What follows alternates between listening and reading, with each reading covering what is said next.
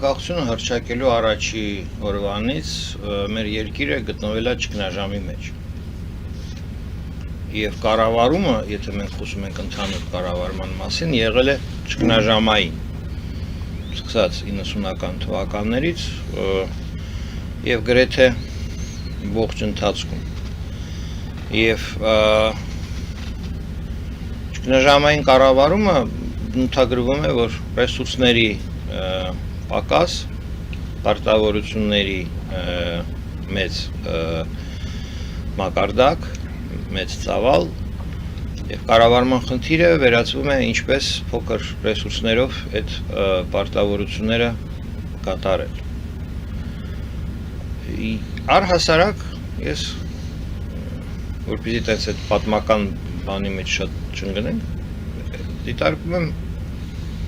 այսօրվա այդ ձեր նկարագրած վիճակը ունի իմ համար ես տեսնում եմ 3 շերտ։ Առաջի շերտը դա կապիտալիստական բուրժուական պետության ընդհանուր ճգնաժամն է, որը գոյություն ունի ոչ միայն Հայաստանում, այլ բոլոր բուրժուական կապիտալիստական պետություններում։ Այդ ճգնաժամը արտահայտվում է հակասության մեջ այսօրվա սոցիալական պարտավորությունների պետության մակարդակի եւ այդ պարտավորությունները կատարելու ֆինանսական կարողությունների մեջ։ Պետությունները այսօր ունեն կենսաթոշակային, բժշկական, կրթական պարտավորություններ քաղաքացիների առջև եւ ավանդական ստեղծված այդ ոլորտները ֆինանսավորելու համար միջոցներ հավաքագրելու հարկային կամ այլ պարտադիր վճարներով հավաքագրելու, օրինակ բժշկական ապահովագրություն։ Այդ ոլորտները ի վիճակի չեն գեներացնել այնքան գումար այդ միջոցները, որպեսզի այդ ոլորտները ֆինանսավորվեն բավարար։ Նաև դեմոգրաֆիկ կազմը բնակչության ազդում է այդ խնդրի վրա։ Ինչպիսին է հարաբերությունը սերունդների, աշխատող սերունդների եւ չաշխատող սերունդների, թոշակային եւ մանուկ երիտասարդ սերունդների։ Այստեղ արդեն կարելի է իմ կարծիքով դա ամփոփել, որ կապիտալիստական պետության ճգնաժամ կա, այլ կերպ ասած կապիտալիստական պետությունը, կապիտալիզմի վրա հենված ազատ շուկայական ձեռներեցական հիմքերի վրա տնտեսության վրա հենված պետությունը, ժամանակակից պետությունը խնդիրներ ունի, զուտ նաև մաթեմատիկական խնդիրներ, ինչպես սոցիալական պարտավորությունները պետության կատարել։ Եվ ԱՄՆ-ում օրինակ դա ամենագլխավոր դիսկուրսն է։ Պետք է պետությունը ինչ ծավալով պետությունը պետք է սոցիալական պարտավորությունները կատարել։ Եվրոպայում հիմա բոլոր ընտրությունները անցնում են այդ դիսկուրսի շրջանակում։ Սա տարանջատենք որպես համակարգային երևույթ։ Այսինքն Հայաստանը, Վրաստանը, թե ով ցանկացած պետություն, թե ԱՄՆ-ն, թե Գերմանիան ունեն խնդիր ինչպես վերակազմավորել պետական ֆինանսները, որպեսզի բուրժուական պետությունը կարողանա լինել սոցիալական, կարողանա կատարել այն պարտավորությունները սոցիալական, որը որ հիմա մարդու իրավունքների զարգացման այս էտապում պարտադիր է պետությունների համար։ Երկրորդ մակարդակը դա Հայաստանի Հանրապետության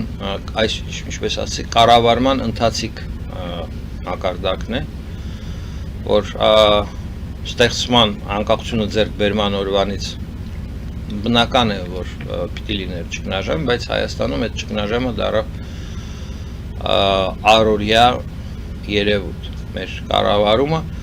անընդհատ պետական կառավարումը գնում է իրադարձությունների հետևից, ոչ թե իրադարձություններից առաջ, ոչ թե ծնում է իրադարձություններ, այլ ինքը ռեֆլեքսիայի մեթոդով է արձագանքում է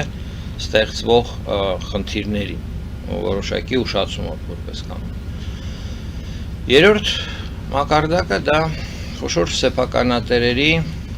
եւ սոցիալական այլ շերտերի միջև շահերի դասավորություն։ Հայաստանում կարելի է ասել խոշոր սեփականատերը եւ հանրությունը ապրում են տարբեր երկրներում։ Խոշոր սեփականատերները, որոնք որ Բայց դա ամբողջ աշխարհում էլ այդպես է։ Թվացյալ է տպավորությունը, որ ամբողջ աշխարհում այդպես է, որտեղ որ այդպես է, այդտեղ զարգացում չկա։ Խոշոր սեփականատերերը,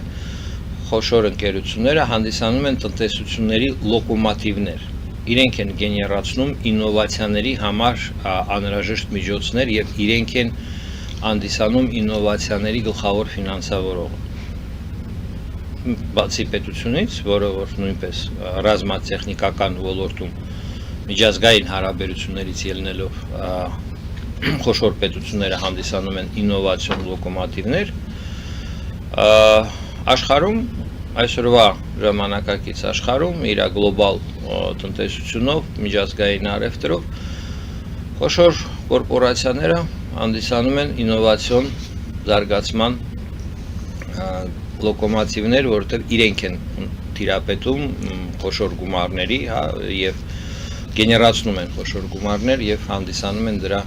ֆինանսավորող։ Փոքր եւ միջին բիզնեսը երբեք չի կարող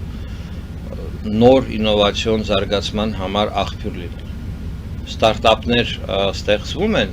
ինչ որ գաղափարների շուրջ, բայց դա փոքր եւ միջին բիզնեսի բնութագրող երևույթը չէ։ Խանութը աշխատում է որպես խանութ իր ողջ կյանքի ընթացքում կամ ինչ որ մի սպասարկման բիզնես, ինքը չի գեներացնում նոր ինովացիաներ։ Մեր երկրում խոշոր կապիտալը գրեթե 0 ունի ներդրում ինովացիոն զարգացման մեջ։ Այդ խոշոր հարկատուների ցուցակը եթե վերցնեք եւ դες հարց տակ վերջի 30 տարվա ընթացքում իրենք ինչ նորարարություն են ֆինանսավորել, ստեղծել, տեսնեք որ ոչ մի, գրեթե ոչ մի։ Հայաստանում այդ ամենամեծ ռեսուրս ունեցող ընկերությունները ամենափոքր ներդրումը ունեն ինովացիոն զարգացման մեջ։ Եվ դրա համար դուք առնչվում եք ամեն օր բազմաթիվ մարդկանց հետ, ովքեր որ պապկան ձեռը գալիս են ձեր դուրը ծեծում են, ասում են մեզ եթեր տվեք, մենք եթերում բացատրենք այսինչ գյուտ կա, այս գյուտը որ լինի օգուտ կլինի եւ ձեռնարկատիրոջը եւ պետությանը եւ առհասարակ երկրին, հանրությանը եւ այլն, բայց դա ոչ մեկին չի հետաքրքրում։ Փոքր եւ միջին բիզնեսին չի կարող հետաքրքրել, որովհետեւ իր միջոցներից դուրս է։ Փոքր եւ միջին բիզնեսը Հայաստանում ապրում է կարելի ասել գոյատևելու համար։ Իր միջոցները ամբողջությամբ գնում են իր վերարտադրելու։ Իսկ խոշոր ընկերությունները, որոնք որ գեներացնում են բավականին շահույթ, իրենք հետաքրքրված չեն, որովհետև ինչպես ես բնութագրեցի, ապրում են ուրիշ երկրում։ Հիմնականում այդ ընկերությունները Հայաստանում գեներացնում են շահույթ եւ իմ կարծիքով post-սովետական ավանդույթ է դա, արտահանում են երկրից դուրս ինչ որ ակտիվներ են ստեղծում այլ եվրոպական պետություններում եւ այլ տեղեր, այն կարգախոսով, որ Հայաստանը ապրելու տեղ չի։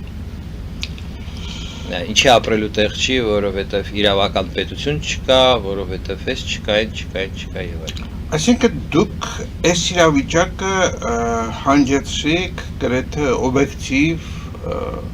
մեզնից անկախ պատճառների։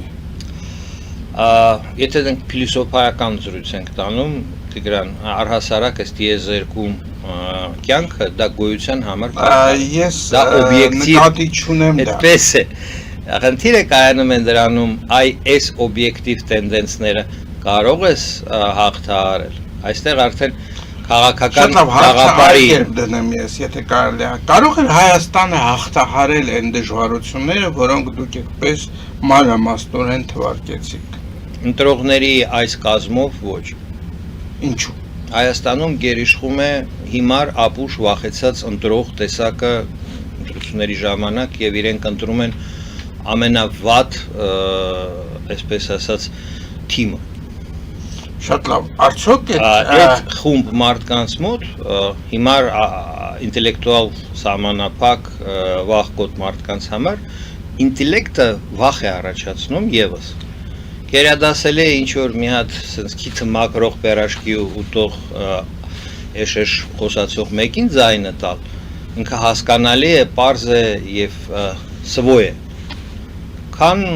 որևէ մերիտոկրատ, հա, ենթադրենք Գուրգեն Սիմոնյանի։ Շատ լավ, անուններ չենք Պարզ տալիս, խոսող, լավ բացադրող, ինչ որ եւ այլն եւ այլն։ Հիմա տեսեք, այդ ընտրողը, որի մասին դուք ասում եք ընտրողների, Մենք պիտի ֆիքսենք, որ մենք իդեալական հասարակություն չունենք։ Արդյոք մենք չենք բուծել այդ ընտրողներին այս անցած 30 տարիների ընթացքում։ Այո, գիտակցաբար բուծել ենք։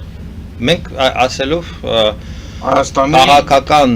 process-ները, քաղաքական որոշումները տարբեր պատճառներով, հիմա դուք էլի կասեք օբյեկտիվ է։ Իշխող խավը միշտ հետաքրքրված է, որ քաղաքացիան լինի վախկոտ, ապուշ, հիմար մեկ։ Այդպիսի մարդկանց վրա հեշտ է իշխել։ Իրենք կամ ենթարկվում են սուս-փուս կատարում են, կամ տակից ինչ որ մի բան գողանում են, միշտ իրենց կարելի է քրեական մեխանիզմներով պատժել, կամ եթե իրենք ապստամբում են, դա երկար նույնպես չի տևում,